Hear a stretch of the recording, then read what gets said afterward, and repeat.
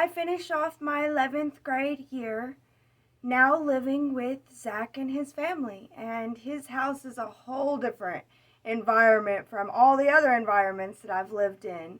My mother had taught me to be a ninja because, again, if you know from earlier testimony videos, my mother had severe headaches and any little noise would cause her upset. So at her house, it was very quiet, and I had learned to become a ninja. And at their house, they had creaky, squeaky stairs and boys just running everywhere, here, there, and everywhere. Rowdy boys, boys getting into trouble. His stepfather was a scary looking man, but he was always watching Westerns, and he commented on how stealth I am, about how, because I came down the stairs one day going very soft. I was very soft with my feet because I had learned my whole childhood to be soft with my feet. And he was like, goodness, you're like a stealth ninja. And I'm like, yeah, I know. But yeah, it was crazy. And I was a cheerleader. I had made cheerleading. So I did not go to my dad's this summer because I had cheer practice. And Zach was a football player. And so Zach would be doing football practice while I'd be doing cheer practice. And then afterwards, we'd meet up with our friends and hang out, and it was great. It was really awesome. And again, I started going to church with some of Zach's friends. It was a Pentecostal church, and I guess this is the type of church that his mother grew up in. And I noticed that his mother, she was always reading the Bible or cooking some big meal, and I would help her with the cooking, and she would give me tips on cooking, and I loved that. And it was like she took me in as, a daughter that she never had. And I really would listen to her really well. I always did my makeup like I have it now with, bright pastel colors. And she taught me how to do a cosmopolitan look, where you do the crease and the lips and everything. And I was so happy to learn that from her. And, Zach's family was not a rich family. They were in this little 3-bedroom house. It wasn't that little. It had an upstairs and downstairs, but it was kind of little and falling apart. And, there was like a dozen boys living there, Okay, so as I was going to cheer practice and everything, they started talking about how we need the shoes, the socks, we have to have the hairbands, we have to have both a red and a white hairband in case we all have to wear the white or the red, and the cost of the uniform and everything. And I knew that I had no money whatsoever, and I knew that I would have to ask Zach's mother, who is struggling, who is poor, who's trying her best to provide for her children and her family. And I could not do that. I was not going to ask Zach's mother, for sure. Like that, I drew the line there. They're giving me a place to stay. There's no way I'm going to ask them for this money. It was a lot. It was a lot. It was the most, close to $1,000 for everything. A little over $1,000 for everything. And back then, that was a lot of money. And I knew that, and, and she told me, she's like, you have all summer to get it, and try to get, what you can, when you can, and you have all summer, so don't worry about it. And so at first, I wasn't that worried about it. I did ask my mother, and my mother was like, no way. And I actually ended up getting into a big fight with my mother because she was like, no way, and I had to go.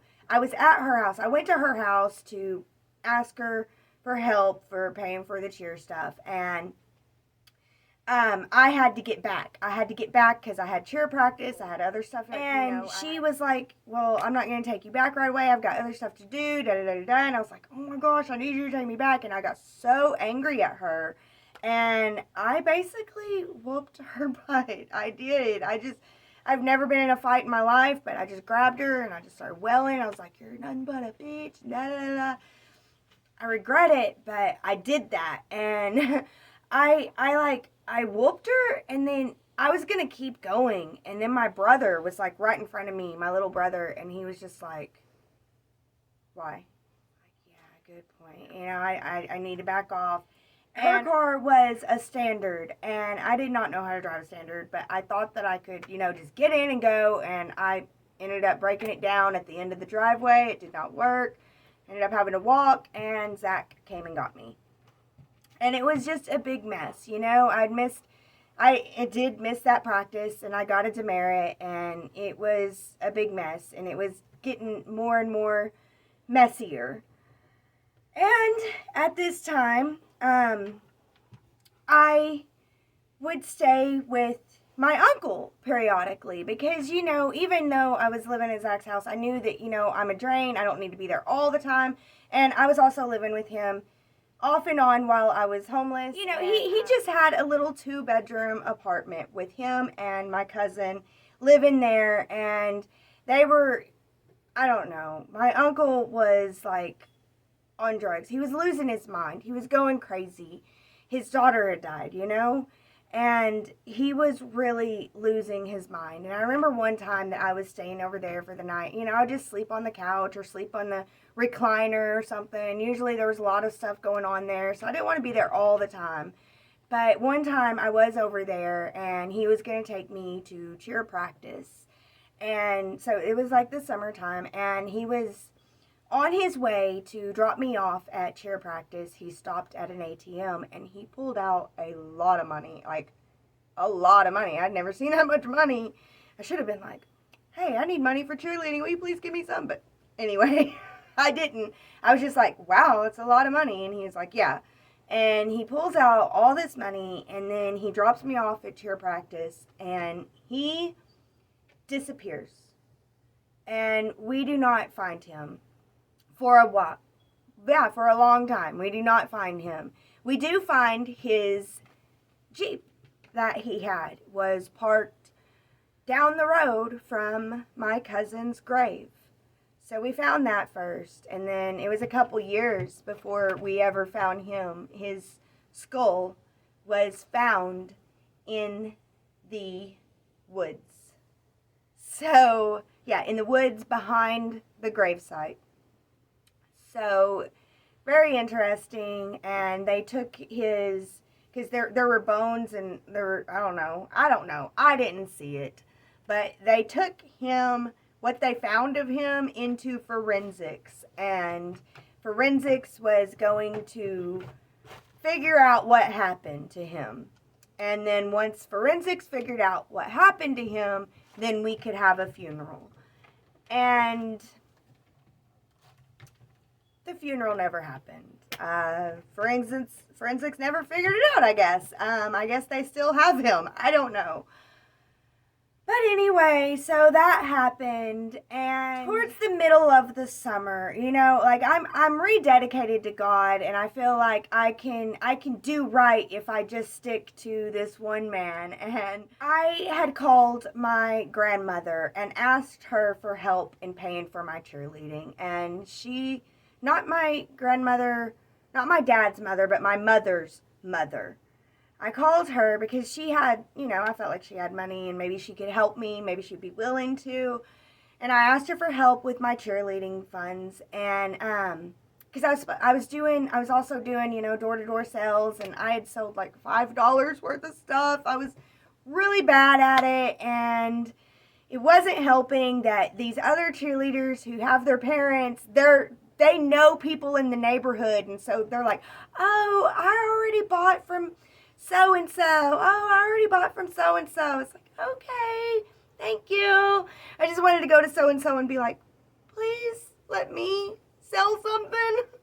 But, it's all in the mindset too. But yeah, my grandmother basically told me, she said, I only help those that help themselves.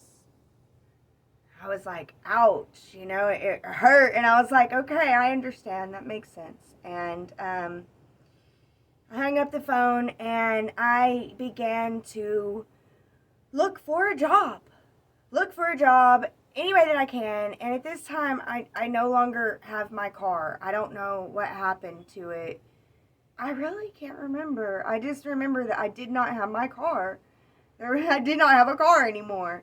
I probably ran it ragged, I was trying to find a job. I was walking. I had cheer practice, and I had to walk to Zach's house. And I was the only place to get a job really at that spot was there's this little gas station and a little shoppy place, like ice cream shoppy place. I don't know. I can't remember. And it was closing down. They weren't hiring.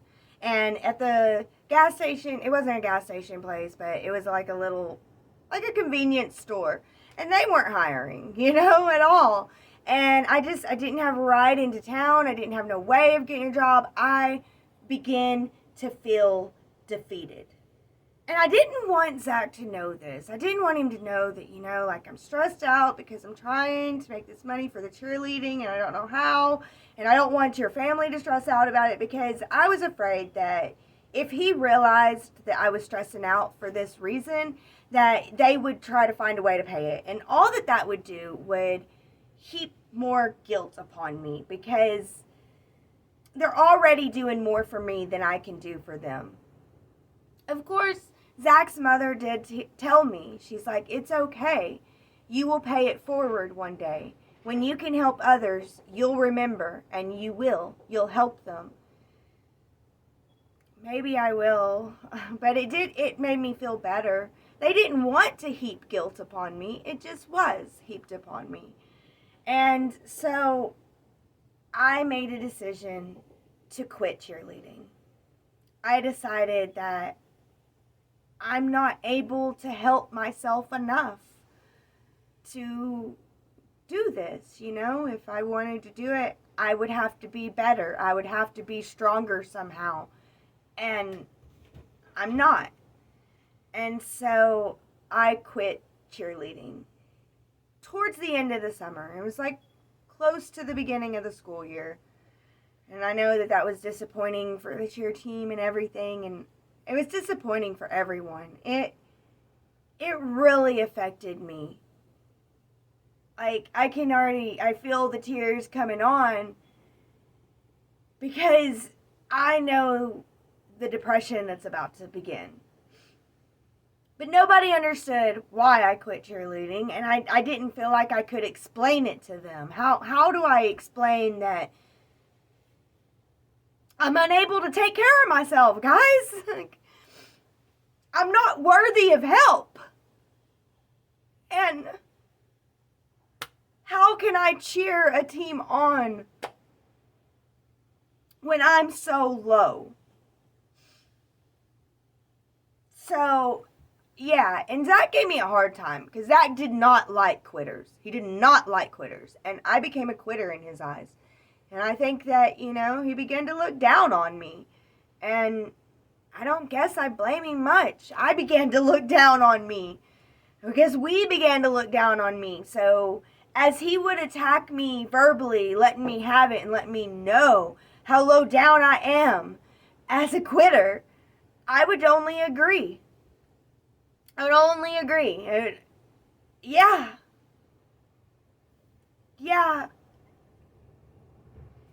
And it's harsh. It's a harsh reality to live in. It's harsh to live through.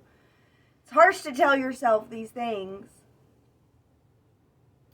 But my senior year was about to begin, and I guess I began to drown out my feelings. Like, who wants to feel themselves being worthless? Who wants to know that they're a no good quitter? And feel those feelings of your worthlessness and your quitterness and your inability to take care of yourselfness, and the fact that you don't deserve help and you don't deserve love and you don't deserve, it just always it began to circle in my mind full throttle as I prepare to start my senior year. So, okay, guys, that's all I got for you today, and I'm so thankful for you being here. Thank you so much. I hope that you enjoyed it. And as always, be blessed with love. My story. That's all she got.